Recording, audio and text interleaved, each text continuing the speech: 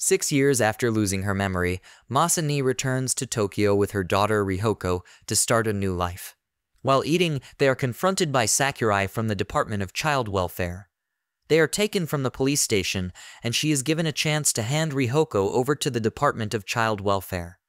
Even though she is her mother, the law has the right to take her away because she has no income and no house to live in. If she is her mother, she should think about what is best for her. At that moment of weakness, Masani gives in. However, after hearing Rihoko's cries of not wanting to be separated, Masani tries to reclaim her daughter. However, the two officers grab her, but Masani knocks them out before stealing a cop car to pursuit of her fleeing child. She becomes desperate to chase them, but crashes. She is still alive, but has been thrown into the detention center. In the meantime, Rihoko pretends to go to the toilet to escape from Sakurai. After jumping with no hesitation to see her mother again, she bumps into journalist Yusuke Tozawa and forces him to help her find her mother. While Masani sits in her cell, something in her right hand glows and causes her great pain. This attracts the attention of a drunkard a few cells away as he turns into some weird machine and kills all the police. After killing the police, he goes to the cell of Masani. The monster wants to smash her and can't wait to hear the sound. However, her right hand glows, and she transforms into a sexy killing machine, easily killing him. She escapes as Tozawa snaps pictures of this. Hiroki Sagawa, who works under Ryuji Takayama, sends a video file of this scene. He confirms the Witchblade user has popped up. She was shot with a tranquilizer, so they will soon bring her to him. Masani slowly loses consciousness as she reverts to normal, with only Rihoko on her mind. Once more, Rihoko is trying to force Tozawa to help her mother at the detention center. However, with Detective Akira Nakata hot on his tail because he is always on the scene before he does, Tozawa takes Rihoko back to his place for now. His landlord, Mariko Natsuki, isn't impressed. She will call child welfare the first thing in the morning, as she doesn't want to be sued. But a scared Rihoko clings to the table underneath and puts up a fight. Meanwhile, Sagawa reports to Takayama that Masani is in their hands. He also has data about her past, but it's mostly created by the government since her actual past records were destroyed during the catastrophe. More interestingly, she was rescued at Null Point, and it could be there that she met the Witchblade. Next morning, Mariko calls Sakurai to inform her about Rihoko and to send someone to pick her up.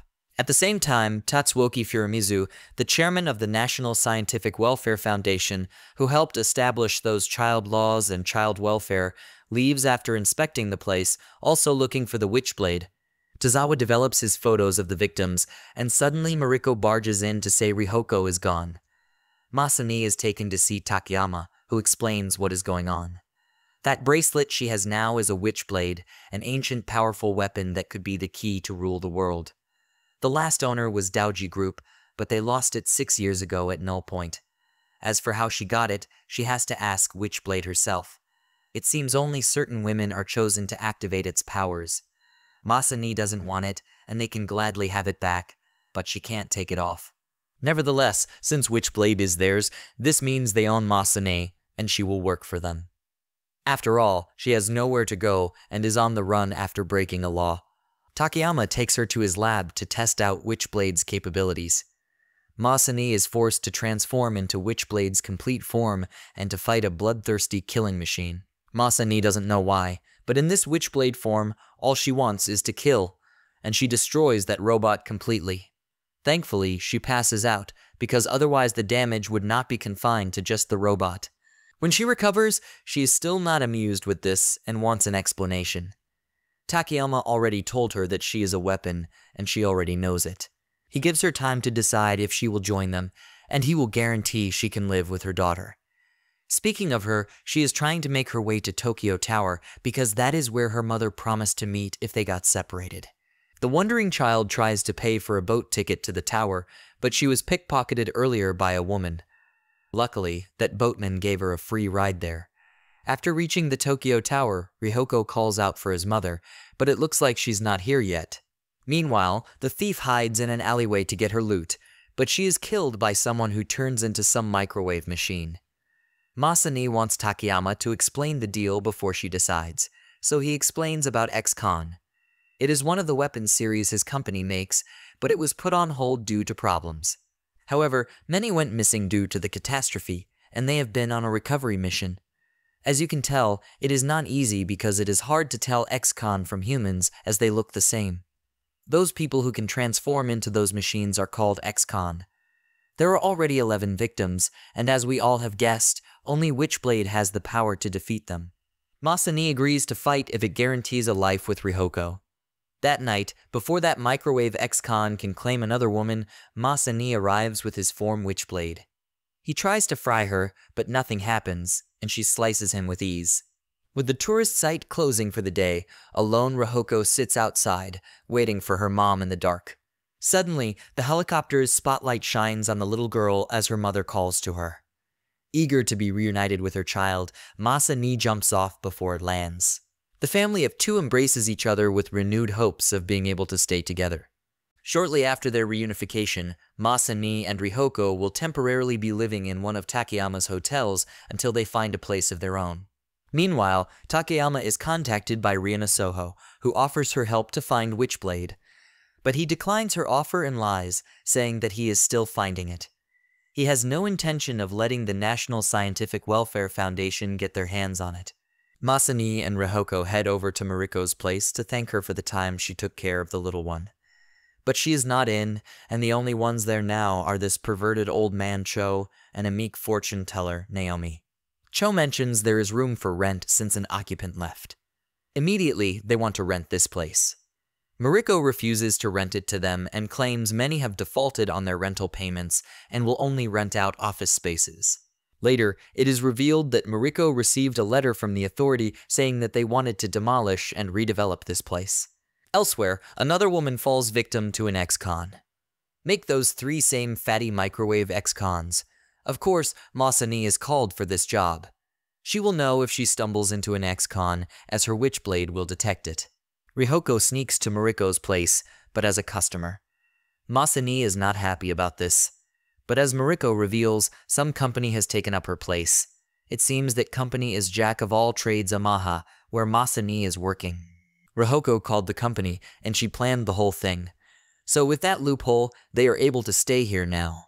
Rihanna and her assistant, Shiori Tsuzuki, bait those ex-cons to come at them and easily defeat them in their Witchblade form. With Masani arriving at the scene, she is confused to see them and thinks they are ex-cons. Rihanna and Shiori just confirm her as the wielder of Witchblade and then leave. When Masani returns, Takayama explains that they are clone blades.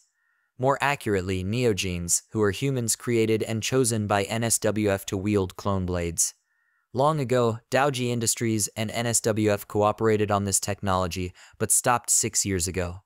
He also warns her about Furumizu because he wants the Witchblade because when a superior neogene equips it, which according to rumors, will make the strongest person alive when equipped by a superior neogene. Hence, child welfare is a pawn for NSWF to select candidates for neogene, so they don't cooperate with them. Later, Masani and Rihoko move into their new place. Mariko ups the rent, but Cho has bought a few things for them as their welcome party. He even suggests they go to the public bath together. Tozawa has been released after spending a night in a cell. He returns to Mariko's place and learns that Rihoko and her mother are living here. He tries to bug Masani for a story because he believes she has seen something while in her cell. She claims she knows nothing. Takayama is forced to attend some charity party, and it looks like Furumizu is also here. Of course, they talk about Witchblade, and Furumizu believes Takayama has it. Takayama claims those are lies and reminds him that it was his daughter who lost it. As there can only be one Witchblade and it chooses its wielder, he thinks Takayama is releasing ex-cons in fear of Witchblade trying to change hands since it will go to those who are worthy. Masani gets a call to hunt down an ex-con. After easily defeating it, she has to face off with Neogene Shiori. Just in time, because killing the ex-con didn't satisfy her enough. They fight, and Tozawa is shocked to learn Masani is indeed a Witchblade. As they clash, Shiori's blade starts to crack due to her clone bracelet. But she does manage to slice Masani's chest, causing a serious gash. Eventually, Takayama's men intercept and take a badly injured Masani into their van. Not ready to allow her precious prey to get away, Shiori starts pursuing them against her boss's orders. Riina and Tozawa were also chased in their respective cars. Inside the rescue car, the aid assistant medically grabs her serious chest to allow the doctor to administer a healing gel. They quickly called Sagawa to inform him about the situation. They leave the party as his assistant gives him updates. They make their way to one of their planned emergencies routes to wait for the extraction. Meanwhile, Shiori catches up to them and tries to rip the roof off, but they manage to wiggle her away, sending her flying off the car. At Crescent Bridge, they prepare Masani for extraction before setting off a smoke bomb, clouding all spectators and pursuers' vision. This gives them the chance to lower her into the cabin cruiser for a quick getaway. Desperate for a fight, she tries to jump from the bridge to reach her. However, a transformed Riina grabs her and slaps her back to her senses. Down below, Tozawa tries to get shots of the boat, but the smoke obstructs him. The following morning, Tozawa pulls the little girl to the side to ask about her mother's work. She explains that her mother works for a big company. But Mr. Cho cuts the conversation short, feeling like he is disturbing her. On the boat, Masani is awake, and her wounds are all healed. They are surprised by her healing ability, attributing it to the Witchblade. She thanks them for the meal, and is ready to leave until she finds out that they are in the middle of the ocean.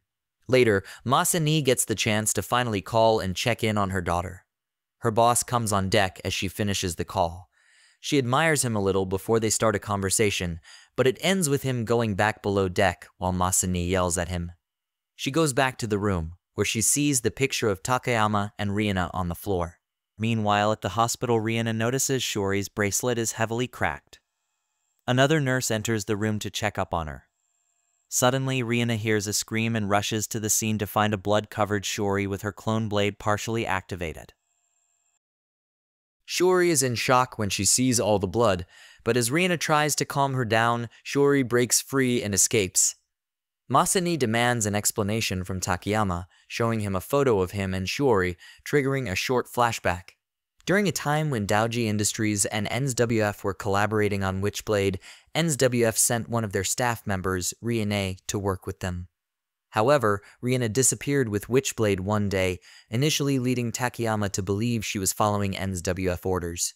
He later realized she might be pursuing Witchblade for herself. While it's unclear how Masani ended up with Witchblade, it is certain that they crossed paths. Amidst the conflict between both sides, Shiori became a casualty in the crossfire, leading to the Null Point incident. Riina returned to work with NSWF, being a valuable and close candidate for Witchblade. Tozawa requests Cho's help to locate the boat, enlisting the assistance of a skilled hacker. Rihoko, thinking Tozawa is still pursuing her mother, accompanies him to keep an eye on him. Shiori has gone berserk and finds her way to Masani to satisfy herself, prompting Takayama and Sagawa to support Masani with their guns loaded with special armor-piercing bullets. Due to Masani not being fully healed, she is weaker, and Shiori soon loses interest. Shiori develops an interest in Takayama, but before any uncomfortable scenes unfold, her clone blade breaks, and she turns into dust.